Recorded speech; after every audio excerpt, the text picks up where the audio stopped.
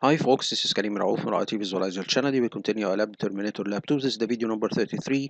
We have been discussing in the previous video the following. We have been working on promoting and creating the primary domain controller or set up the Active Directory domain services and promote the server to be the first and primary domain controller. We have seen a lot of steps.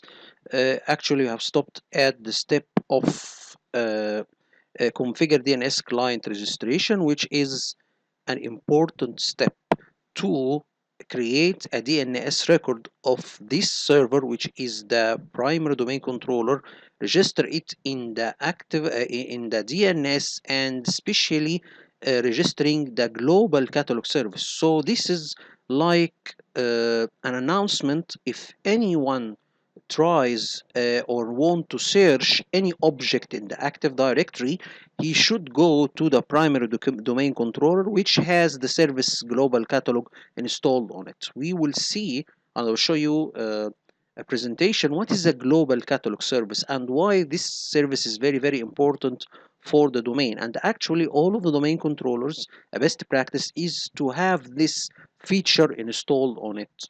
Okay, and actually all of the domain controllers publish themselves or publish the global catalog feature on them through the DNS records, and we will see that this is not the only service that is published through the DNS. Also the KDC or the Kerberos or the Kerberos server, it is also published through the DNS records. So these are very, very important service records that are important for the clients and servers in the domain. If anyone needs to know the Kerberos server, he needs to go to the DNS, which will point him to the primary domain controller that contains the Kerberos server, or the global catalog feature, which is installed on the primary domain controller or any server. As a best practice, we have seen that it is a good thing to have the global catalog feature on all of our domain controllers. So first, let's see a video concerning the global catalog. What is the global catalog, why it is important, and why if we don't have the service, a lot of problems will happen to us. So let's first go to the first video, which is the butterfly effect of a missing record. First, let's close this one, and then let's close our document, and then begin with the video. Sorry, this is not the case. Just a moment. Here is the video. Thousands of devices, millions of data packets, and hundreds of users, all communicating in perfect synchronization. A healthy corporate network operates like a well-oiled machine, routing requests and granting access in fractions of a second. Then, without warning, the requests hit a brick wall. Across the company, employees try to log into their workstations, met with instant rejection. The localized login failures rapidly spread to the network's rulebook. Group policy, the system that dictates security settings and manages devices, simply stops applying. Computers are suddenly left completely unmanaged. The breakdown hits the core infrastructure next. Active Directory forest replication, the mechanism keeping domain controllers synchronized, grinds to a total halt. The system is essentially flying blind. You might expect to walk into the server room and find the central domain controller up in smoke or completely without power. Instead, the hardware hums along perfectly. CPU usage is low and the power lights are green. The global catalog server, the central directory for the entire network, is perfectly healthy. Yet to every other machine in the building, it has completely vanished from existence. A total system blackout is often a matter of perception. The hardware is present, but the network's directory has lost the ability to find it. To understand why this happens, think of the global catalog server as the main receptionist for your entire company.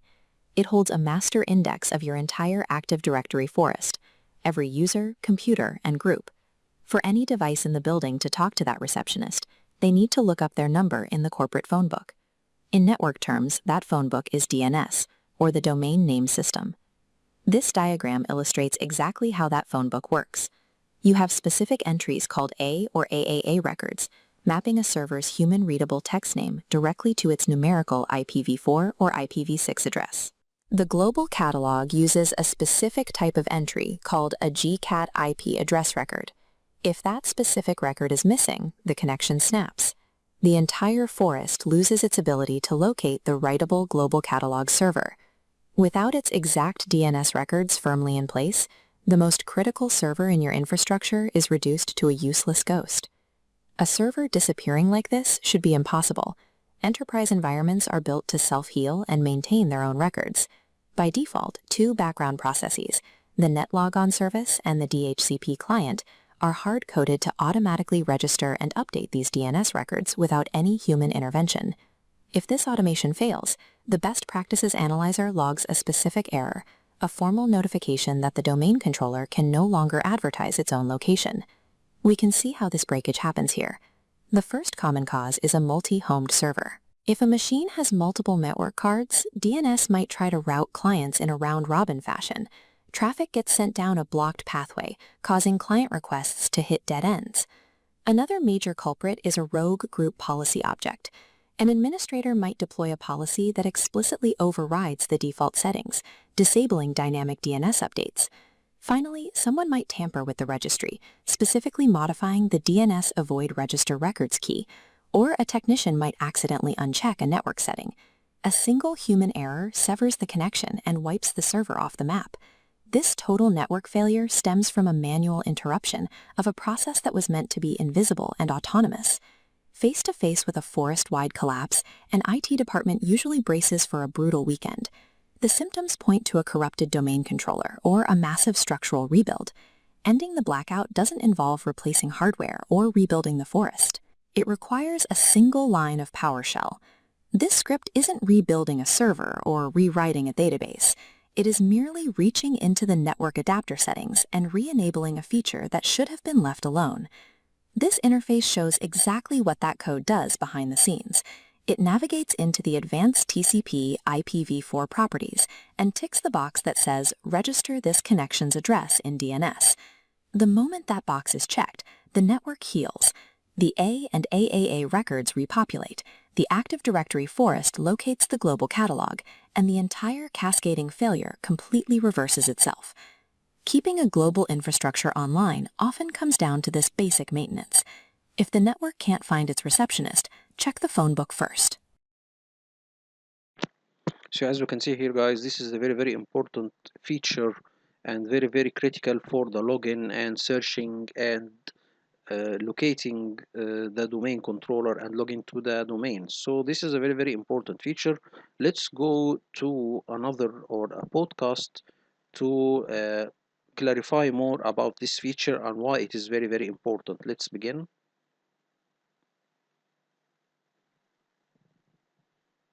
Imagine walking into your office building on a Monday morning. Okay. You step through the sliding glass doors, you walk up to the security desk, and suddenly nobody knows who you are. Oh, wow. Yeah. Your key card just flashes red. The receptionist has, absolutely no record of your employment. It's a bad start to the week. Right. And the elevators are locked down. Your department's floor doesn't even seem to exist on the building directory anymore. Essentially, you are a ghost in a place you've worked for, 5 years. Which, in the physical world, is a completely bizarre nightmare. Exactly. But in the digital world, that exact scenario happens in milliseconds if just one tiny invisible piece of infrastructure goes offline. Yeah, it really does. So welcome to the deep dive. Today, our mission for you is to explore the incredibly fragile digital plumbing that keeps every modern company running. It's super fascinating stuff. It is, and we are pulling all of this from a single, highly specific source we've been reviewing. It's called the Global Catalog DNS Registration and Troubleshooting Guide. Which I know sounds like a highly technical document on the surface. It sounds like a stereo manual from the 90s. Right, exactly. But reading through it, it's actually this fascinating postmortem of how things break. I mean, whenever you log into a work computer, you are kicking off a massive automated chain reaction. Oh, yeah. And this source guide gives us a window into the absolute foundation of that infrastructure.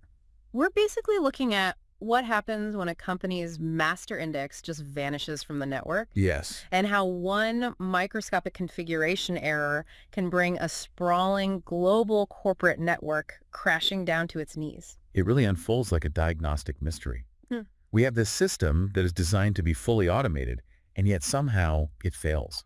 So to really get why this matters and why the stakes are so incredibly high, we have to start by unpacking the core components. Right. We need the basics first.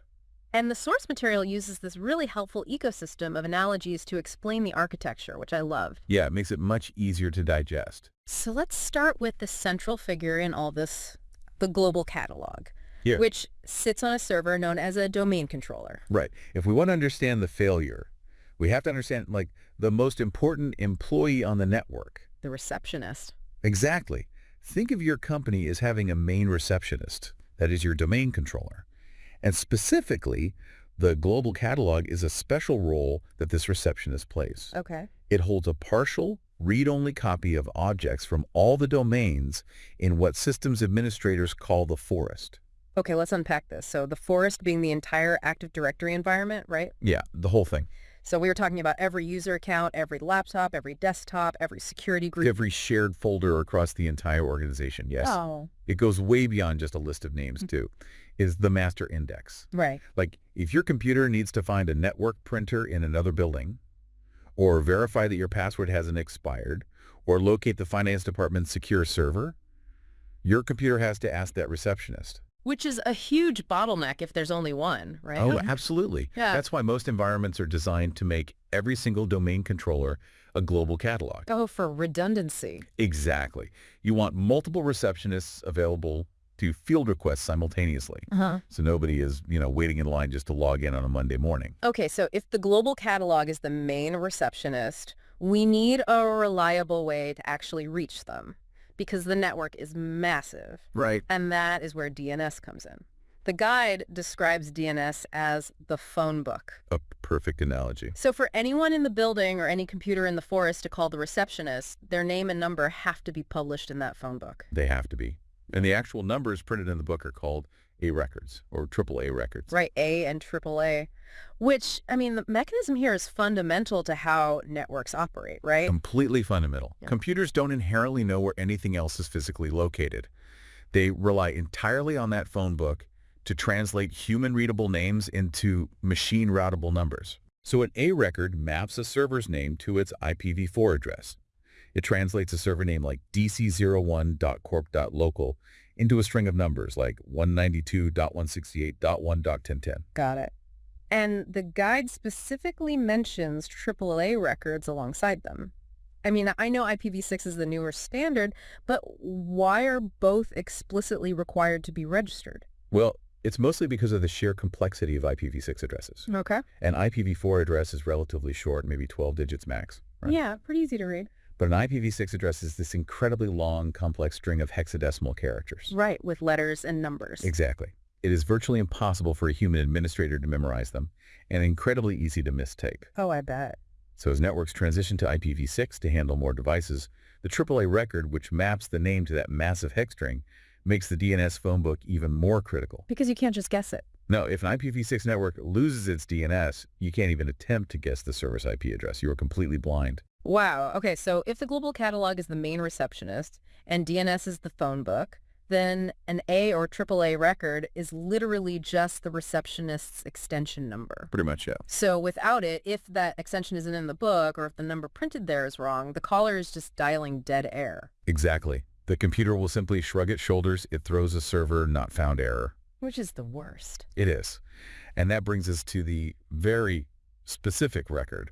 Our guide focuses on the GC IP address DNS host record. Right. This is essentially a neon sign. Yeah. It's the receptionist actively taking out a full-page ad in the phone book saying, hey, I am a global catalog server for this forest. I have the master index. Here's my IP address. Send your login requests to me. What's fascinating here is how this advertisement gets placed.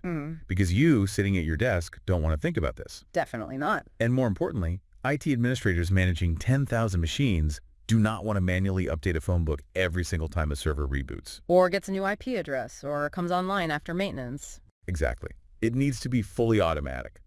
The system has to govern itself. Because the stakes of going off-grid are catastrophic. I mean, the guide doesn't mince words. If your global catalog isn't in DNS, the whole forest can't locate it. Everything stops. It's not just a slow connection. Logins fail completely. Group policy, which is, the central system that dictates all your security rules, maps your drives, and deploys software, breaks down. Right. Network replication between servers goes entirely out of sync. It's a complete localized blackout. Which is why the default automation keeping this alive is so crucial. So what is that default automation? How does it actually work? Well, the default behavior relies on a setting called Enable Adapter Domain Name Registration. Okay, quite a mouthful. Yeah, very Microsoft. Straight out of the box, Microsoft sets this value to true. So it's on by default. Right. The server is explicitly programmed to automatically raise its hand and announce its current address to the phone book without any human intervention. Which is great. And I was looking at how it actually executes that announcement, and the guide points to two specific mechanisms running on the server. Yep. The first is the NetLogin service, which relies on a parameter called useDynamicDNS set to 1. But wait, I'm a bit hung up on this part. What's up? Isn't NetLogin primarily responsible for the secure authentication channel? Like, it's the service that handles my username and password. Right. It is. Why is the security and login service also moonlighting as the guy who updates the phone book? That seems weird. I know. It seems totally counterintuitive until you look at the sequence of events during a login. Okay, walk me through it. For NetLogin to establish that secure channel between your workstation and the domain controller, your workstation first has to know where the domain controller is. Oh, wow. So the authentication service is actually deeply invested in making sure it can be found. That makes total sense. Yeah, by tying the DNS update mechanism directly into the NetLogin service, the system guarantees that whenever the server is ready to accept logins, it is simultaneously broadcasting its location. That is incredibly elegant. So NetLogin is handling the specific domain controller identifiers. And the second mechanism the guide lists is the DHCP or DNS client service itself, right? Exactly, which is operating at a slightly lower level. Right. It directly registers the network interface card's IP address as an A record. So between the login service and the network card service, you have this robust, two-pronged automation constantly refreshing the phone book. Yes, but there is one crucial caveat the guide highlights here. Oh. The automation applies to all global catalogs except read-only global catalogs. Right. They are explicitly excluded from registering these specific GCI address records. Which immediately struck me as odd when I read it. Really? Why? Well, if this is supposed to be the ultimate master index for everyone in the company to use, why wouldn't we want the read-only servers listed in the main phone book? I see what you mean. Like, wouldn't having more copies of the index out there make the network more resilient? If everyone is just querying data, a read-only server seems perfectly fine. It seems fine until you consider the other half of what a network does. Which is? The guide is explicit. The forest needs to locate a writable global catalog server for these specific requests. Writable. Okay. If we stick to our analogy, a read-only global catalog isn't the main receptionist. It's like a temporary receptionist stationed at a small branch office across the country. Oh, okay. They have a printed copy of the company directory, so local employees can find phone numbers quickly without calling headquarters every time. Right, but they don't have the authority to update the directory. Exactly.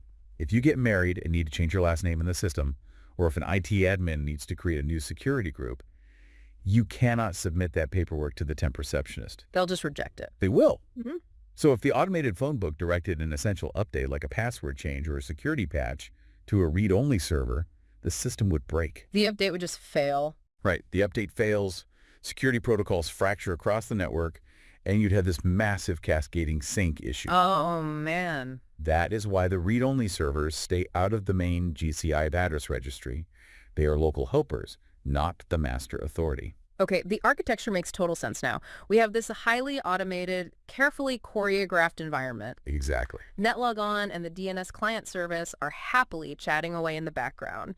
The writable receptionists are dynamically updating their extensions, and the read-only ones are quietly staying out of the way. A well-oiled machine. It's designed to be fully automatic by default. So if the BPA, the Best Practices Analyzer, suddenly throws a red flag saying the global catalog isn't registered, Yeah. we have a mystery on our hands. We absolutely do. Who or what is breaking the automation? Let's look at the environment itself, because the guide transitions into a troubleshooting manual of 4 real-world breakdowns. And this is where we see the human element collide with the automation. Always the human element. Always. Networks are built, maintained, and modified by IT professionals. And professionals, in their attempt to, optimize or secure a system, often implement fixes that inadvertently create massive blind spots. Here's where it gets really interesting. Let's start with the first scenario. The guide points us to the multi-homed server. Right. In plain English, that's a server that has multiple network interface cards, or NICs, physically installed in it. Yes. If a server is a building, the network cards are the doors. Okay. A multi-home server simply has multiple doors leading out to different networks. For example, one card connects to the main employee network, and a second card connects to a restricted back-end management network used only by IT staff for backups. See, I am genuinely a bit lost on how this breaks the login process. It's a bit tricky. Because an administrator installs a second network card to create redundancy or separate traffic. That sounds like a standard, cautious move. It is standard. But the guide says if both cards are active, DNS starts using a round-robin method to serve clients. How does adding a second door lock people out of the building? The failure happens because of what the automation doesn't know. Okay. The DNS client service sees 2 active network cards. It doesn't know that one is for employees and one is for back-end backups. Oh, it just sees 2 IPs. It just sees 2 IP addresses for the same exact server. So it dynamically registers both of them in the phone book. Oh, no. Yeah. When an employee's computer queries the phone book to find the receptionist, DNS uses round robin, meaning it just alternates the answers. It deals out the IP addresses like playing cards. Exactly. So Yeah. the first employee asks for the server, gets the main network IP, and logs in perfectly fine. Right. The second employee asks for the server, and DNS hands them the IP address for the back-end backup network. A network that the employee's computer physically has no route to reach. Precisely. The employee's computer tries to connect to that backup IP, hits a dead end, and the login fails entirely. So you could have an employee locked out of their computer simply because DNS handed them the IP address for the server's backup network card that they can't even reach. Yep. The administrator's attempt to build out the server's capabilities actually caused the automation to defeat itself. That is wild. It's a prime example of the system doing exactly what it was programmed to do, register all active cards with disastrous results for the end user. That is an incredible trap. So if it's not a multi-homed roulette issue, we move down the diagnostic list to the second cause? The group policy override. Right. The guide notes that a GPO might have explicitly disabled dynamic DNS registration.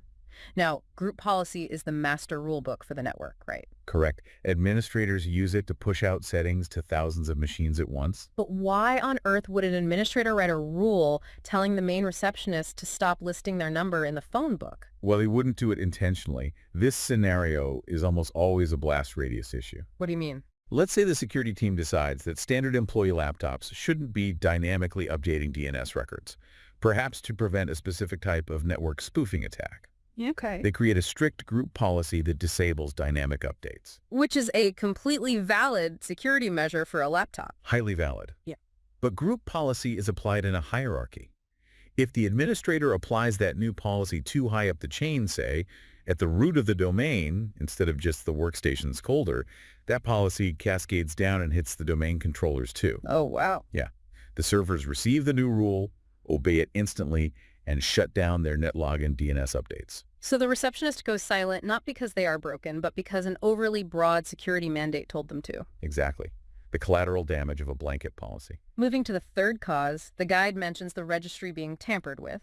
Specifically, a registry key called Deans Avoid Register Records was manually modified to stop the registration. Oh, the registry. Yeah, the Windows registry is the deep underlying DNA of the operating system. You do not casually browse the registry. Definitely not. If a specific obscure key, like Deans Avoid Register Records, has been altered, it tells a very specific story about how IT troubleshooting often happens in the real world. It sounds like Frankenstein troubleshooting to me. Someone was in there making surgical changes. It usually means that months or years ago, a systems administrator was trying to solve a completely different obscure networking issue. Right? They likely found a solution on an internet forum or a vendor support page that instructed them to add this specific registry key to suppress a certain behavior. They applied the fix, It maybe solved the immediate symptom, and then they completely forgot about it. They left their tools inside the patient. It's the digital equivalent of a mechanic leaving a wrench inside your engine block. Yikes. The server continues to operate fine for months until a reboot or an upgrade suddenly causes that forgotten registry key to conflict with the global catalog's need to advertise itself. And suddenly the server vanishes from DNS. Poof! Gone. Which perfectly sets up the fourth and honestly the most agonizing cause on this diagnostic list. Oh, this one hurts. The guide says the failure could simply be that someone went into the network adapter properties and manually unchecked the box labeled "Register this connection's address in DNS." The human element at its most fundamental level. It's just the checkbox. Someone at some point opened the menu and clicked an empty square. Just a single solitary click, and the automation is dead. Yep. The master index is lost, the entire forest loses its mind, users are locked out, and replication halts. All because a tiny box was unchecked. It's terrifying when you think about it. It really is. Which brings us to the grand finale of the guide, the solution. We've identified the 4 ways this breaks, and the guide provides the fix to get the global catalog back online. And the provided solution is a wonderful study in the irony of managing complex IT environments. It totally is. The guide lays out a string of PowerShell code. Right. For you listening, you might know PowerShell is the incredibly powerful, object-oriented command line shell used to manage massive Windows environments. It's serious stuff. Yeah, writing a PowerShell script to fix a forest-wide infrastructure failure feels appropriate. It feels like you are doing serious engineering to repair a massive outage. It feels like real hacking. Right.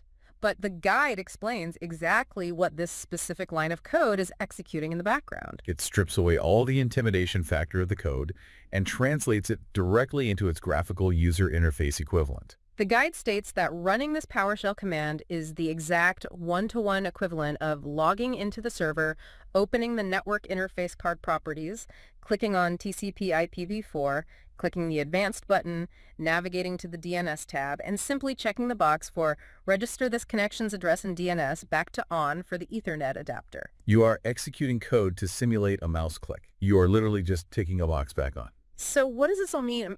Stepping back to look at the whole picture here, we just spent this entire deep dive diagnosing a catastrophic forest-wide network failure. We're talking about a scenario where the main receptionist is missing in action, the master index of the entire company cannot be found, thousands of users potentially can't log in to do their jobs. Total chaos. Total chaos. And the ultimate, definitive PowerShell solution provided by the official guide is literally just ticking a single checkbox back on for Ethernet. Yep. It's like finding out the Death Star blew up not because of a critical reactor flaw, but because someone accidentally leaned on a light switch in the hallway. That is exactly what it's like. The contrast between the scale of the failure and the simplicity of the fix is staggering. It's almost funny. But it highlights a profound philosophical point that the source text emphasizes, one that every systems administrator eventually learns the hard way. Which is? This PowerShell command, or checking that box, is a fix. It is not a normal setup step. You are re-enabling a setting that should have already been on by default. Right, because Microsoft sets enable adapter domain name registration to true straight out of the box. Exactly. In IT, there's a natural instinct to assume that massive cascading failures require massive, complex, highly engineered solutions. Because big problems need big fixes. Right. But the reality of complex systems is often the exact opposite. The most catastrophic failures usually boil down to a single missed configuration, a tampered default setting. Wow. It's the psychology of the clever administrator trying to outsmart the system's built-in automation to achieve some hyper-specific optimization. And in doing so, they sever the very artery that keeps the system alive. The system is designed to work. It really is. It's when we intervene without understanding the full scope of the automation that things go dark. It's a humbling realization. Truly.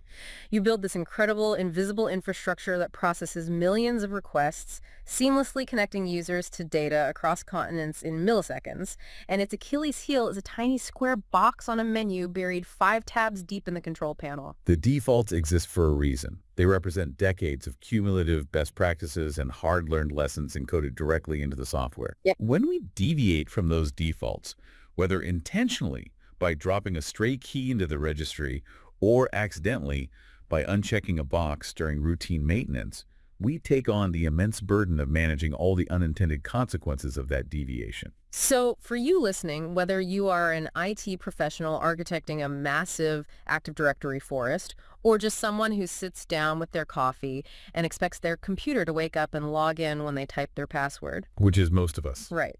This deep dive reveals something truly fascinating. It exposes the hidden fragility, but also the brilliant, quiet automation of the networks we rely on every single day to do our work. It really takes a massive, perfectly choreographed symphony of background processes just to get you your desktop. It does. Which leaves us with the provocative question to consider the next time you log in. Ooh, let's hear it. We've just spent our time exploring how a single unchecked box in a buried network menu can bring down a whole company's ability to function.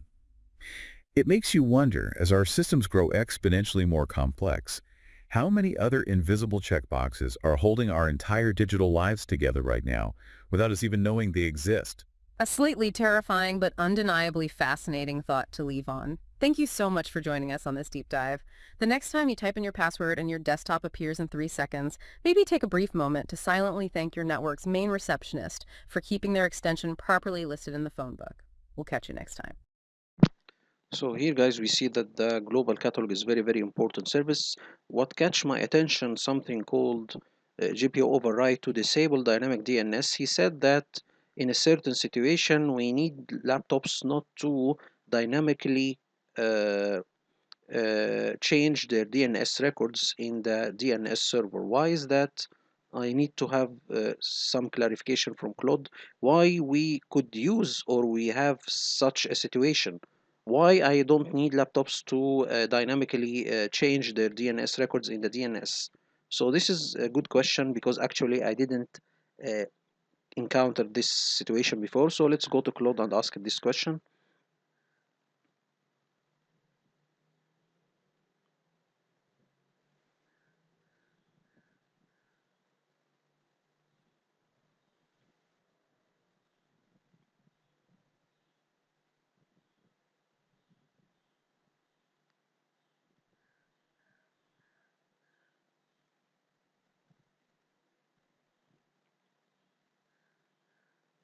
In a corporate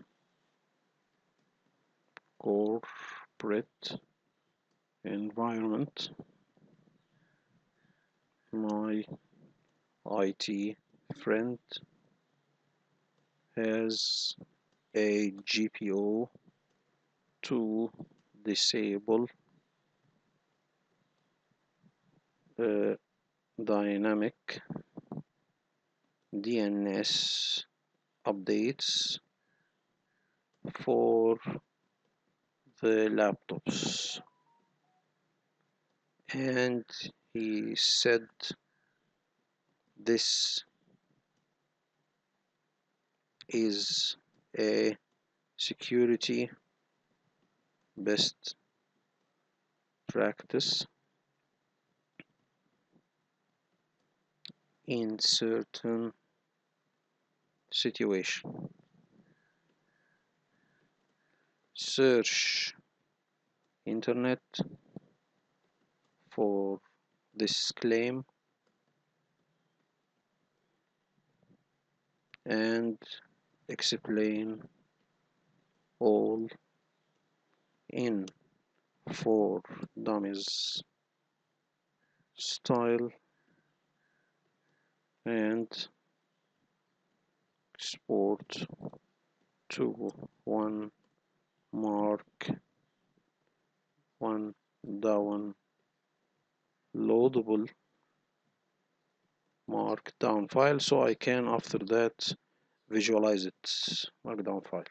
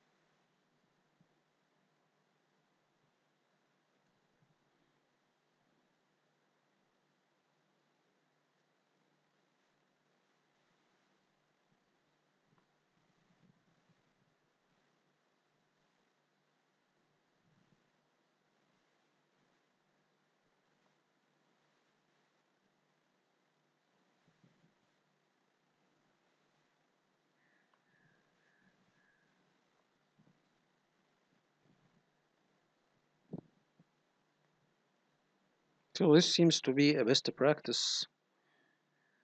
Maybe because I can guess from the search of the titles, if the laptop leaves the company, uh, you should not let it updates its records in the DNS. But this is actually a logical step. You should take the laptop from your Active Directory entirely. But let's see what is the explanation of this claim. He's saying that your friend is absolutely right. He checks out across multiple sources. Here is the helpful picture. What actually happens?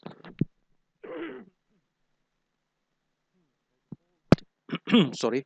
By default, Windows computers have DNS updates enabled. The HTTP client server is the component that performs the update. I know this very clearly.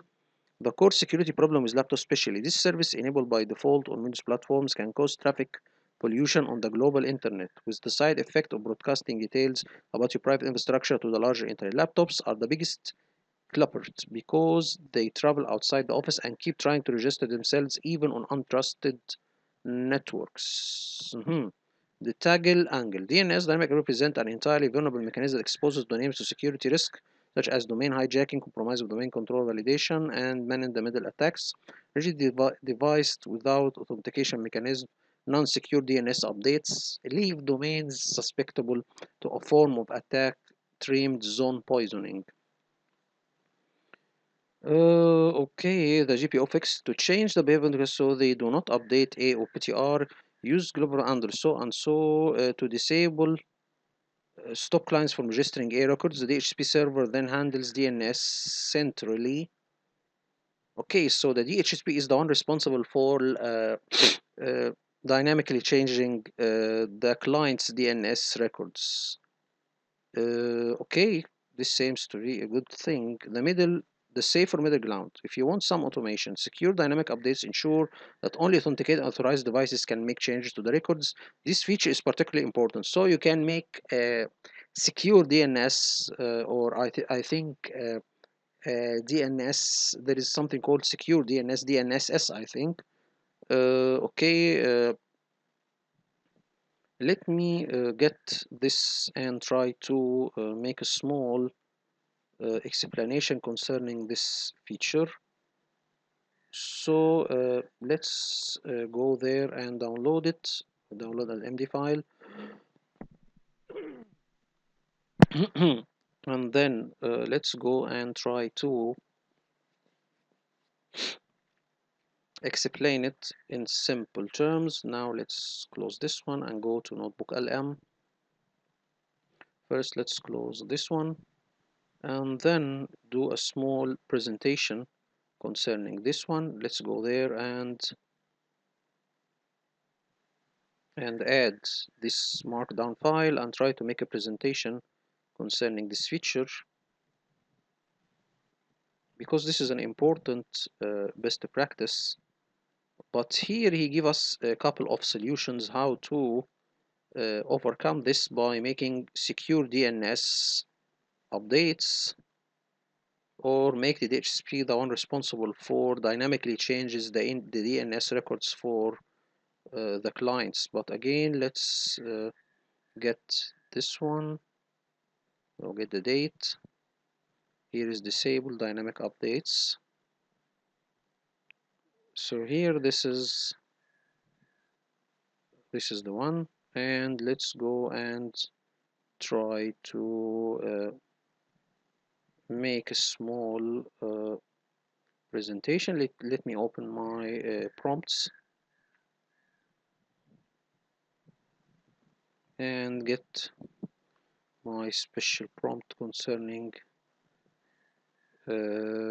this feature. So here is the prompt. Let's go there and copy it, and then let's go and ask NoteBookLM to make a small presentation concerning this one. So here you go, we make it in English. And now we can make a small audio, okay, concerning also this feature. And we can also make a video concerning this step, just also to have more clarification concerning this feature. So let's go and copy it. I hope it will not say that you don't have limit, because I think I have already took all of the limits. Let's see here. I think I need to wait. Yes, I need to wait until 1 p.m. So okay, we have two, and then we can take a normal audio or normal video, like explainer maybe. So we can make a small video presentation. And now we have three, and the last thing is to let me have a small infographic, especially a small one, or I have here a special prompt also for my infographic, but let me first I have already it here in my chat, so let me get here, where is the prompt? So let me go, here you go, this is it, this is my prompt, and here you go, this, let's copy this, and let's close this one, and let's close this one, and let's make a small infographic, very small and easy. So here we go, like this one, and make like this, and let's have an infographic. So I will just pause until all of this finishes and then return back.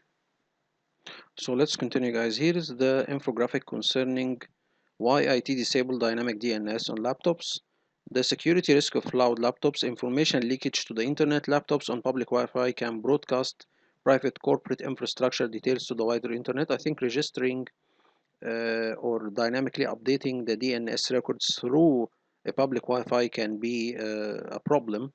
Research shows thousands of domains allow unsolicited updates, exposing them to traffic hijacking, zone poisoning. The ghost machine problem: frequent travel creates stale, conflicting DNS records. They can cause IT troubleshooting confusion. So, comparison of DNS update methods for security. Dynamic DNS, so the client is responsible for dynamically updating its DNS records in the DNS server. Low, any random laptop. DHCP server, this is the required one. Centralized IT server. Secure dynamic updates, high. So the normal dynamic update is not recommended. The secure dynamic updates is recommended. Authenticated devices only. The GPO solution and safe alternatives. So GPO, the IT remote control. Here we make a group policy to disable dynamic updates for laptop. And you use group policy to instantly disable automatic registration across every company laptop. Centralized DHCP management, disabling client updates shifts responsibility to secure trusted servers like DHCP or domain controller, enforcing secure only updates. Microsoft recommends using Kerberos tickets to verify a device identity before updating its record. So this is also a good thing. Let's go to a video just to also explain this process. Actually, this is a good info for me. If you've ever caught yourself wondering what your IT department is actually doing behind the scenes, well, you are definitely in the right place. Welcome to this explainer. Today, we're going to unravel the mystery behind a very specific and, let's be honest, sometimes totally frustrating corporate IT policy. Okay, let's just dive right into it. Why did your IT department just push a policy to change how your laptop talks to the network? I mean, it seems like a tiny, totally insignificant technical detail, right? But it actually unlocks this fascinating story about corporate cybersecurity and really how our everyday devices interact with the wild world around them. So here's our game plan for today. We've got 5 quick stops. 1, the internet's phone book. 2, the danger of shouting laptops. 3, the IT remote control. 4, who should update DNS? And finally, number 5, trade-offs and best practices. Let's get to it. Part 1, the internet's phone book. We need to start with the absolute foundation here. Like, how do computers actually find each other on a network? You can think of DNS, the domain name system, as literally the internet's phone book. It's quietly working in the background to translate human-readable names, things like google.com or maybe your local machine named John Laptop, into exact routing IP addresses. It does all this heavy lifting so your browser knows exactly where to go, and you don't have to memorize massive strings of numbers. Now let's add the dynamic part to the mix, which we call DDNS. Dynamic DNS is basically a feature that allows computers to automatically register their own names and IP addresses directly with the DNS server. And look, this was designed purely for convenience.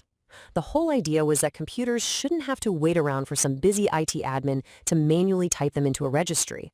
They should just automatically check themselves in the exact moment they connect to a network.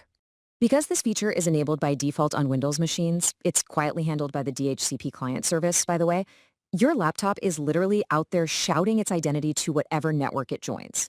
It's basically standing in a crowded room yelling, "Hey DNS server, I just connected. My name is John Laptop and my IP is 192.168.1.45. It's incredibly friendly. But as we're about to see, it's also a little bit naive. Which brings us to part 2, the danger of shouting laptops. This is where we look at the very real security risks of all that convenience. The crucial thing to understand here is the difference between a static desktop PC and a nice safe office and a roaming laptop. A desktop stays put. It's reliably connected to a trusted, highly secure internal network. But your laptop? That thing goes everywhere. It connects to untrusted Wi-Fi at coffee shops, airports, client sites, hotels, you name it. And all that mobility, it makes your laptop a massive high-risk endpoint. So when that laptop leaves the safety of the office and happily shouts its identity onto a public coffee shop network, we hit our first major danger: information leakage. Research from CIDEA, that's the Center for Applied Internet Data Analysis, shows that these roaming laptops can accidentally broadcast highly private corporate infrastructure details directly to the public internet. By trying to dynamically update DNS on a public network, your laptop is essentially doing the equivalent of pinning your home address and your employer's internal security blueprints right onto a public bulletin board for anyone to see. And the sheer scale of this danger, it's absolutely staggering. Just look at that number: 382,000. A 2024 academic study by Nosek and his team analyzed over 353 million domains, and they found that nearly 382,000 of them were just openly accepting these unsolicited DNS updates. That is literally hundreds of thousands of unlocked doors just waiting to be walked through. And an open door like that leads directly to zone poisoning and DNS hijacking. See, if dynamic DNS updates are allowed from any random device without verification, an attacker can just send fake updates to corrupt those records. They can literally hijack your DNS, point your company's private internet, or even the payroll system to a fake phishing server they control, and just silently intercept everyone's login credentials. It's a total nightmare. But hey, even if we take malicious hackers totally out of the equation, there is still a massive administrative headache happening here. We call it the ghost machine problem. Roaming laptops that are constantly changing networks leave behind these stale, old records. This leads to multiple conflicting entries, ghost records for machines that have been offline for weeks, and huge IP conflicts. It creates severe, hair-pulling confusion for IT troubleshooting. Just imagine trying to find a broken laptop when your address book lists 5 completely different incorrect locations for it. Okay, moving on to part 3, the IT remote control and how GPO solutions fix this mess. Enter the hero of our story, the GPO, or Group Policy Object. This is an incredibly powerful tool. It basically acts as a universal remote control, allowing your IT admins to automatically configure all company computers at the exact same time. It's how your IT admin enforces the rules, things like locking your screensaver after 5 minutes, blocking USB drives, or changing network settings across every single machine in the company without ever having to physically get out of their chair. So here's the GPO fix in action. Your IT friend uses this remote control to push a rule that explicitly tells Windows, hey, stop trying to register yourself in DNS automatically. And brilliantly, this also stops the laptop from registering reverse DNS records, which are the records that map IP addresses back to names. This effectively gags the laptop. It stops broadcasting its existence, it prevents attackers from mapping out your network, and it completely shuts down that leakage of private data. Problem solved, right? Well, that brings us to part 4, who should update DNS? Because we need to talk about trusted sources. This naturally raises a pretty big question. If the laptops are silenced, who's actually updating the phone book to keep the whole network running smoothly? Well, the job simply shifts to much safer, authenticated sources. Instead of letting random laptops update the records themselves, We rely on trusted infrastructure, things like the central DHCP server or domain controllers using secure dynamic updates. Why? Because these systems are centrally managed and they rely on rock-solid authentication, like verifying identity using Kerberos tickets. It basically ensures that only legitimate, fully trusted members of the domain can write anything into that phone book. And just to be absolutely clear here, this isn't just some arbitrary IT whim to make your life harder. Authoritative experts, we're talking CIADA, Microsoft, top academic cybersecurity researchers, and the EITCA Academy, they all consistently recognize restricting DNS write access as an absolutely critical cybersecurity best practice. You have to lock it down to prevent unauthorized manipulation. Finally, part 5, trade-offs and best practices. Let's talk about balancing that security. As literally anyone in IT will tell you, every single security solution comes with a trade-off. By disabling dynamic DNS on those laptops, there are a few real downsides. DNS records might go a bit stale if the central DHCP server isn't perfectly tuned to handle the updates. And that inaccuracy, it can make remote IT support seriously struggle to locate laptops on the network when you call in for help. Plus, certain complex infrastructure setups, like Windows clusters, well, they need special exclusions to function properly. And honestly, there's always a risk of misconfiguration. It really requires the IT team to completely dial in their central server settings. But look, despite those administrative hurdles, the security value is absolutely crystal clear. If you needed to summarize this entire explainer for your boss in one sentence, use this. Your IT friend's GPO simply tells all laptops, don't touch the address book. Instead, the central server manages those records in a highly controlled way. This drastically reduces the attack surface, and it keeps your internal DNS clean, tidy, and most importantly, trustworthy. I'm going to leave you with one final thought for our explainer today. Knowing how easily untrusted networks can poison a system, and looking at the sheer terrifying scale of the vulnerabilities out there, ask yourself, is the default automatic convenience of your laptop truly worth the risk of a fully hijacked corporate network? It's a fascinating trade-off, isn't it? Thank you so much for joining me today. Stay curious, stay secure, and I will catch you in the next explainer.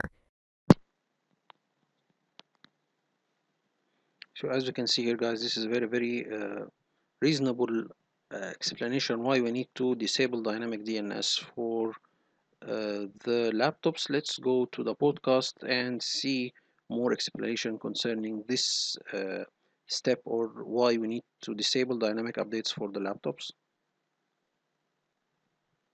Have you ever taken your work laptop down to a coffee shop? Or maybe you're at a hotel on a business trip, completely unaware that the moment you connect to that public Wi-Fi, your machine just starts loudly broadcasting your company's private internal network map. Yeah, to basically everyone else in the room. It is a profoundly unsettling reality of modern enterprise hardware. Right. You're just sitting there sipping your latte, thinking you're safely browsing the web. But your computer is essentially shouting out your employer's naming conventions, internal server structures, and your specific device identity. Exactly. Just yelling it to anyone who happens to be listening. The devices we trust the most are often configured entirely by default to be the most talkative devices in the room. It's wild to think about. And it's exactly why we are doing a deep dive today into this specific, often invisible battle happening on corporate networks around the world. We really are. We're looking at the core issues surrounding dynamic DNS auto-registration and how IT departments use something called a group policy object, or a GPO, to forcefully silence those laptops. And we've got some great sources for this deep dive. We're looking at a technical document titled Disabling Dynamic DNS via GPO Explained for Dummies. Right, which pulls from a really rigorous stack of technical documentation. We have Microsoft's own engineering guidelines, extensive network analysis from CADA, that's the Center for Applied Internet Data Analysis, and a massive 2024 academic study by researchers Nosik and colleagues. Our mission today is to kind of look past the surface of IT administration, right? To translate this seemingly dry IT policy into a fascinating look at how corporate networks actually protect themselves. Yeah, protecting themselves from hackers, internet pollution, and these things called ghost machines. So even if you aren't in IT, stick around, because understanding this gives you a behind-the-curtain look at the invisible security battles happening on the laptop sitting right in front of you. To really grasp the scale of the vulnerability, we need to bypass the basics of standard DNS and look straight at the engine causing the problem. Which is what, exactly? It's the DHCP client service, and specifically how it handles dynamic DNS, or DDNS. Okay, let's unpack this. We all know that standard DNS maps names to numbers, right? Like Google.com goes to a specific IP address. Exactly. We know the drill there. It's just a phone book. Right, a phone book. Internal DNS does this for company computers, mapping something like John Laptop to a local IP. But dynamic DNS introduces a completely different paradigm. It really does. Instead of an administrator manually updating everything, the computers are given the autonomy to register themselves. So if traditional DNS is a heavily curated phone book, dynamic DNS is like everyone constantly calling the phone book publisher to automatically update their own entry. Like, hey, I'm John's laptop. I'm now at this IP address. That is a great way to visualize the chaos. And mechanically, the way Windows handles this by default is through that DHCP client service. So it's just turned on out of the box. Yep. When a Windows machine connects to a network, the DHCP server hands it an IP address. Almost instantly, the DHCP client service automatically fires off a DNS update packet. Just immediately. Immediately. It essentially says to the network, I just claimed this IP, bind it to my hostname right now.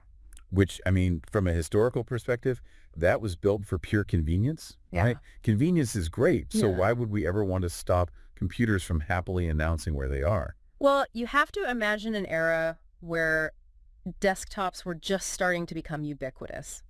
Network admins were drowning in the misery of manually updating host records every single time they plugged a new computer into an Ethernet port. Oh, yeah. That sounds like a nightmare. It was. So this auto-registration was a massive time saver. Automation inside the fortified walls of a physical corporate office makes perfect logical sense. Because you control the building. Exactly. You control the switches, the cables, you trust the physical hardware. Here's where it gets really interesting, though. Yeah. Because that underlying assumption of trust completely shatters the second we introduce mobility. Laptops are designed to leave the building. They are.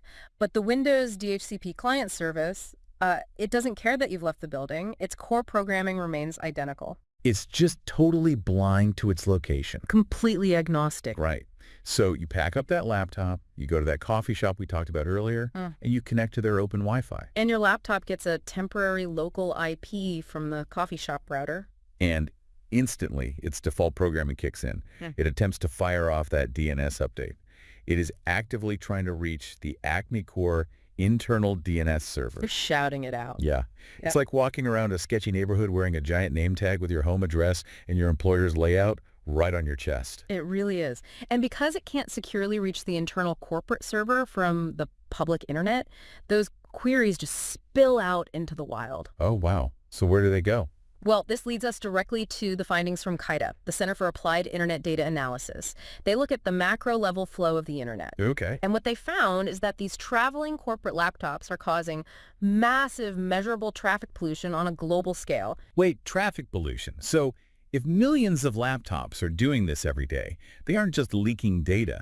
They're effectively creating a low-grade, unintentional DDoS attack on public network infrastructure. That is exactly the mechanism at play, because the coffee shop router has no idea what to do with a packet trying to update a local or corporate domain. Right. It doesn't know what acmecorp.local is. Exactly. So it often forwards it up the chain to the internet service provider, which forwards it to top-level root servers. Just passing the buck. Yep. The CIDA research highlights that internet backbone infrastructure is constantly bombarded by this junk traffic. Millions of devices endlessly asking public servers to update private, non-existent corporate directories. But the infrastructure strain is really only half the problem, right? The other half is what happens when someone is actually paying attention to that junk traffic in the coffee shop. Oh, absolutely. That's where it gets much more dangerous. Because if I'm sitting there running a basic packet sniffer, I don't just see a random device. I see a packet broadcasting a highly specific host name. Like I might see FinanceDV laptop-a4.internal.asemecorp.com. And you've instantly gained a massive piece of reconnaissance data. Yeah, I know exactly who they work for, their department, their role. You know the internal domain naming structure of their employer. You basically have the blueprint for a spear phishing attack handed to you on a silver platter, entirely through passive observation. Okay, so the passive leakage is terrifying. Yeah. Broadcasting your identity is bad enough. But what happens when untrusted devices are allowed to actually write to the company's address book? That's when we move from passive reconnaissance to active hijacking. We step into the realm of zone poisoning and DNS hijacking. Let's walk through the mechanics of this. I want you, the listener, to imagine you type your company's intranet address into your browser, right? Maybe to check your pay stubs on the HR portal. Right, a totally normal activity. You hit enter, the page loads, it has your company logo, and you type in your password. But instead of the real site, you're secretly redirected to a phishing server that just stole your login credentials. It happens seamlessly. How does an attacker actually manipulate the network routing to pull that off? It comes down to exploiting the inherent trust in how DNS was originally architected.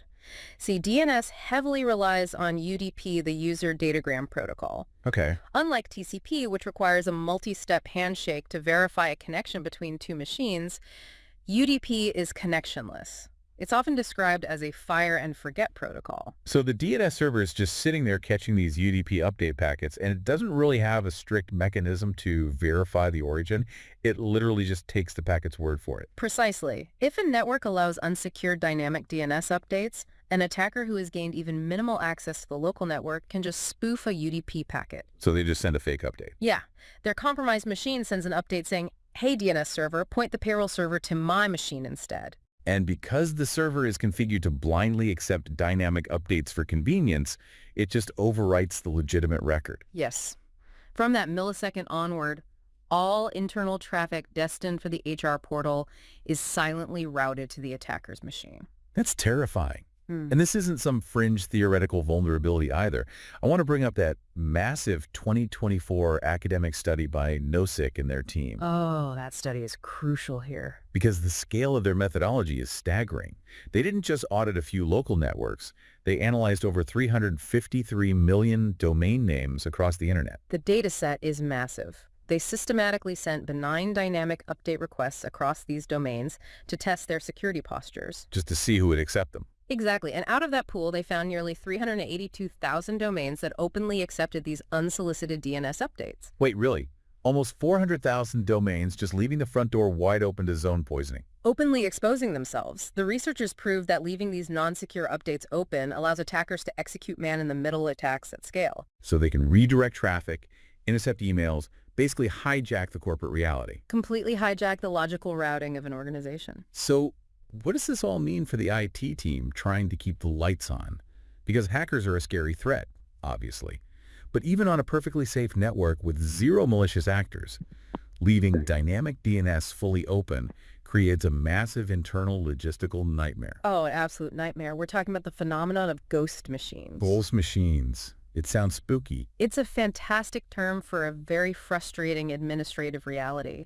The ghost machine problem is purely a symptom of modern mobility colliding with legacy protocol. Right. Like a laptop moves from the office to home to a VPN, and it just leaves behind old, stale IP records everywhere it goes. Exactly. Say in the morning, the laptop is on a docking station, it requests an IP, gets one, updates the DNS. 2 hours later, it moves to a Wi-Fi network in a meeting room. So it gets a new IP and sends another update. Right. Then it goes home, connects to a VPN, gets a third IP, and sends a third update. And the critical flaw is that the laptop doesn't always clean up its previous records. Oh, I see. It leaves behind these orphaned bindings. So the DNS server now holds 3 or 4 different IP addresses, all claiming to be the exact same machine. And because IP addresses are dynamic, they get returned to the pool and recycled. So traffic accidentally goes to the wrong computer. Complete routing chaos. What's fascinating here is the mechanism IT departments use to finally cut through that chaos. They deploy the GPO. The group policy object, which is essentially the IT remote control. It is. From headquarters, an admin configures a policy on the Windows domain controller. When your laptop logs in, this central server basically flips a switch on your machine's operating system. It reaches in and rewrites the rules. Precisely. It targets that DHCP client service and explicitly forbids it from sending DNS update packets. It tells all laptops, stop trying to register yourself. And they don't just stop there. The source document notes they also use GPOs to disable reverse DNS records. They do. So if standard DNS maps a name to an IP, reverse DNS lets you query an IP address to find out the host name attached to it. Which is a gold mine for an attacker doing network reconnaissance. If they breach a network and start scanning IPs and reverse DNS is enabled, the server will cheerfully reply, "Oh, that IP, that's the CEO backup drive." Right, it completely strips away the anonymity. So by disabling it, IT actively blinds the attackers. They might see an active IP, but they have zero context. Exactly. It's a very effective defensive posture. Okay, I'm totally on board with the security benefits here. We're stopping the zone poisoning, we're cutting off the global traffic pollution, and we're getting rid of ghost machines. But I have to push back a little. Sure, go ahead. If we turn this off, if you deploy a GPO that completely gags the laptops, aren't we just creating a massive headache for remote IT support? If laptops can't update the address book, how does anyone find anything on the network? You've identified the exact friction point. If we connect this to the bigger picture, security is always a trade-off with convenience. GPOs are powerful, but they are a heavy-handed Band-Aid. Right, because if you blindly apply this GPO, things break. Entire systems break. The sources are very transparent about the downsides. Records go permanently stale. Finding devices becomes a nightmare. And it's not just laptops, right? No, specialized architectures like Windows Server clusters rely entirely on their own dynamic updates to seamlessly migrate services between hardware. If a GPO blindly gags a cluster, the failover mechanisms collapse. So we have this middle ground. If the laptops are no longer allowed to update the address book, someone still has to do it, or the whole network breaks. Who holds the pen? The architecture has to shift the responsibility to highly controlled authorities. Microsoft recommends a couple of safe alternatives. The first is shifting the burden entirely to the DHCP server itself. Which makes sense. It's handing out the IP addresses so it knows exactly which IP went to which device. Right. You just configure the DNS server to strictly reject updates from end-user laptops, but accept them exclusively from the centrally managed DHCP server. Okay, that's a clean fix. What's the second alternative? The second is Microsoft's officially recommended framework, Secure Dynamic Updates. This approach doesn't gag the laptops, it allows them to auto-register, but it completely changes the validation process at the server using Kerberos tickets. How interesting. So the server actually verifies the laptop's identity first. Exactly. When a laptop is part of a corporate domain, it receives a cryptographic ticket-granting ticket. This mathematically proves it's a trusted member of the organization. So when the laptop fires off that UDP packet saying, update my IP, the DNS server receives it and basically issues a challenge, like, show me your ID. Yes. It demands the laptop present its Kerberos ticket. If an attacker tries to poison the zone from a rogue machine, they won't possess that mathematically valid ticket. And the DNS server just drops the packet entirely. It filters out the poison while maintaining the convenience. So, to summarize this whole journey for you listening, your IT department didn't deploy this GPO just to be annoying. No, definitely not. They did it as a calculated response. They locked down the address book to stop internet pollution, to prevent that terrifying zone poisoning we talked about, and to get rid of ghost machines scattered across the network. They are actively managing the tension between the convenience of automation and the harsh realities of mobile endpoints. Exactly. Next time your laptop takes an extra second to connect, or IT asks for your IP address manually, you now know about the invisible shield that's actually protecting your company. It really is an invisible, massive effort to secure the foundation of enterprise communication. Absolutely. But, you know, it does leave us with a rather provocative thought. Oh, what's that? Well, we spent all this time dissecting how corporate laptops are hardwired by default to loudly broadcast their identities, right? Yes. All for the sake of convenience. And enterprise IT eventually steps in with a heavy-handed GPO to forcefully silence that vulnerability. But think about the personal smart devices sitting in your pocket right now. If corporate laptops are designed by default to loudly shout their identities, what other convenient default settings on your smartphone or your smartwatch are quietly broadcasting your digital life to the rest of the world right now? Without an IT department there to flip the switch and silence them, that is definitely something to mull over next time you connect to a public Wi-Fi network.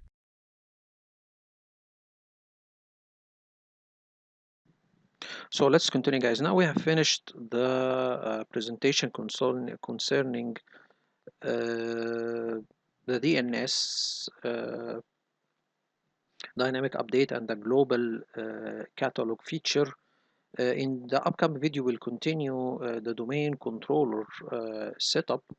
Okay, and again here I have a question to Claude. What is the best practice for dynamic or DNS dynamic updates? What should we do? So we have DC01, DC02, CA01, CM01, and we have a lot of clients, Windows 11, Windows 10, and laptops. What is the best DNS dynamic updates solution, or what should we do? Should we depend on DHCP for dynamic DNS updates or records, or should we use DNS secure feature, or should we use the static one? So I gave him all of the features of the lab, and he gave me documentation for what we should do. So laptop, should we have to disable dynamic updates for them?